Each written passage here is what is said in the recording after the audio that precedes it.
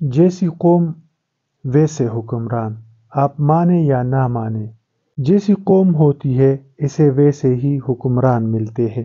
جب ہم مظلوم تھے تو ہمیں محمد علی جناح کی صورت میں ایک قائد ملا، جس نے برطانوی سرکار کی طرف سے متحدہ ہندوستان کا ایک وزیر اعظم بننے کی پیشکش ٹھکرا کر ہمیں پاکستان بنا کر دیا۔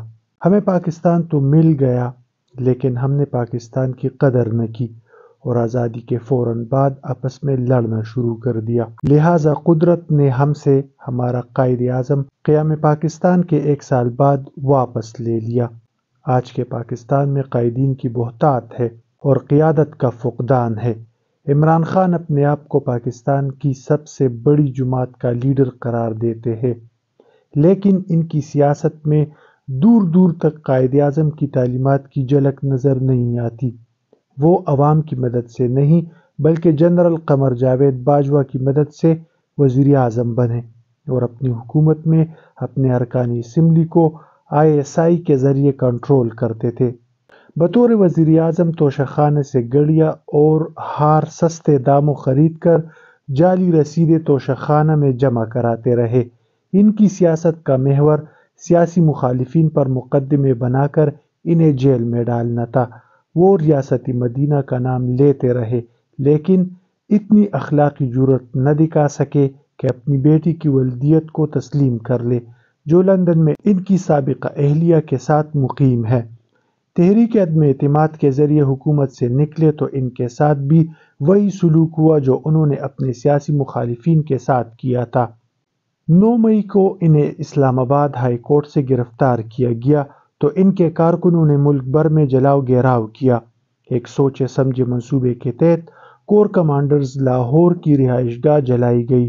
سب سے پہلے میں نے 9 مئی کی شب جیو نیوز پر کیپٹل ٹاک میں بتایا کہ کور کمانڈر لاہور کی رہائش گاہ دراصل قائد اعظم کا گھر تھا، جو قیام پاکستان سے قبل برطانوی فوج نے اپنے قبضے میں لے لیا اور قیام پاکستان کے بعد بھی قائد اعظم کو واپس نہ کیا گیا۔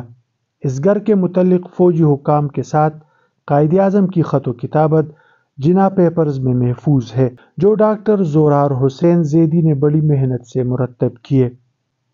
کور کمانڈر لاہور کے گھر پر حملہ اور اسے جلا دینا ایک قابل مذمت واقعہ تھا اور اس میں ملوث افراد کے خلاف سخت قانونی کارروائی ہونی چاہیے، لیکن موجودہ حکمرانوں کی منافقت دیکھیے کہ وہ صرف عمران خان کی مذمت کے لیے یہ بیانیہ بنا رہے ہیں کہ تحریک انصاف والوں نے جناح ہاؤس جلا دیا۔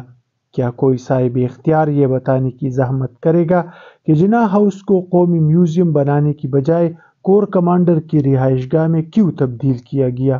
قائد اعظم نے یہ گھر قاضی محمد عیسیٰ، قاضی فائز عیسیٰ کے والد کے ذریعے موہن لال باسن سے خریدا تھا۔ 1944 میں برطانوی فوج نے اسے بنگلے کو ڈیفنس آف انڈیا رولز کے ذریعے اپنے قبضے میں لے کر 700 روپے ماہانہ کرایہ دینا شروع کر دیا۔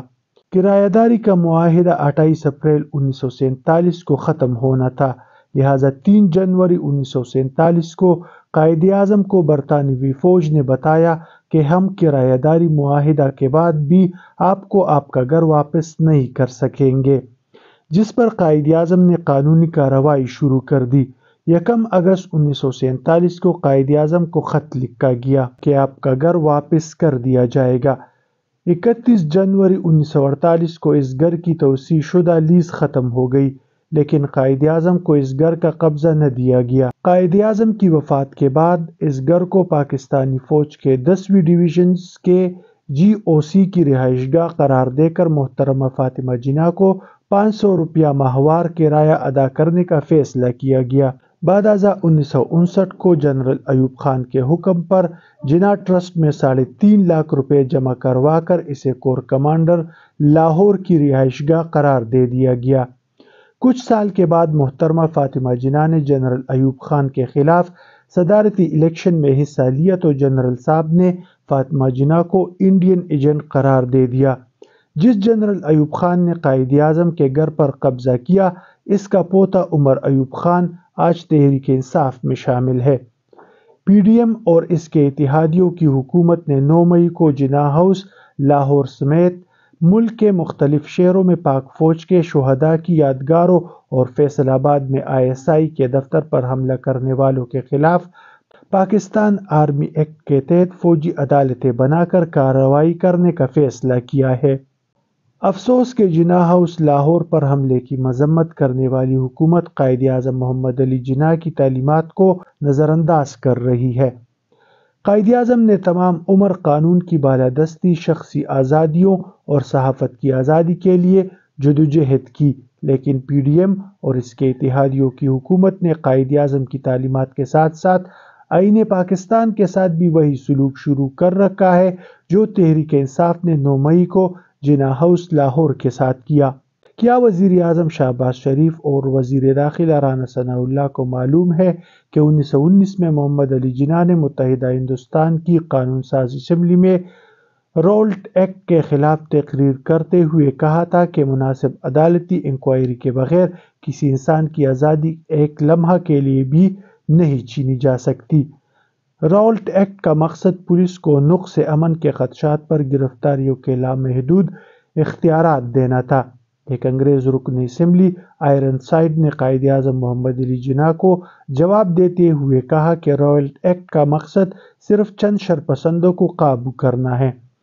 قائد-اعظم نے اس دلیل کو مسترد کرتے ہوئے کہا کہ ہم تخریب کاروں اور بدماشوں کے خلاف کارروائی کی مذمت نہیں کر رہے، لیکن کسی مہذب ملک میں عدالتی ٹرائل کے بغیر شہریوں کی آزادی سلب نہیں کی جاتی۔ قائد-اعظم کی مخالفت کے باوجود راولٹ ایکٹ منظور ہو گیا تو انہوں نے اسمبلی کی رکنیت سے استعفیٰ دے دیا کہ یہ قانون ساز اسمبلی ایک جابرانہ حکومت کی اہلکار بن گئی ہے، اس لیے میں اس اسمبلی سے جا رہا ہوں۔ وہ قائد-اعظم جو ٹرائل کے بغیر گرفتاریوں کے خلاف اسمبلی کی رکنیت سے مستعفی ہو گئے، اسی قائد کے پاکستان میں جنرل ایوب خان نے 1960 میں راولٹ ایکٹ کو MPO کا نام دے کر دوبارہ نافذ کر دیا۔ افسوس کہ اس جابرانہ قانون کو عمران خان کی حکومت نے بھی استعمال کیا اور آج شہباز شریف کی حکومت بھی اسے استعمال کر کے سیاسی مخالفین کو گرفتار کر رہی ہے۔ MPO کے تحت گرفتاری یا توہین قائد-اعظم کے مترادف ہے۔ حکمرانوں نے توہین پارلیمنٹ کا قانون تو منظور کر لیا، لیکن توہین قائد-اعظم کے مرتکب افراد کے خلاف کارروائی کون کرے گا؟ ہم قائد-اعظم کا نام تو لیتے ہیں، لیکن ان کی تعلیمات سے سینکڑوں میل دور ہے۔ خود بھی جھوٹ بولتے ہیں اور ہمارے لیڈر بھی جھوٹے ہیں۔ جیسی قوم ویسے حکمران۔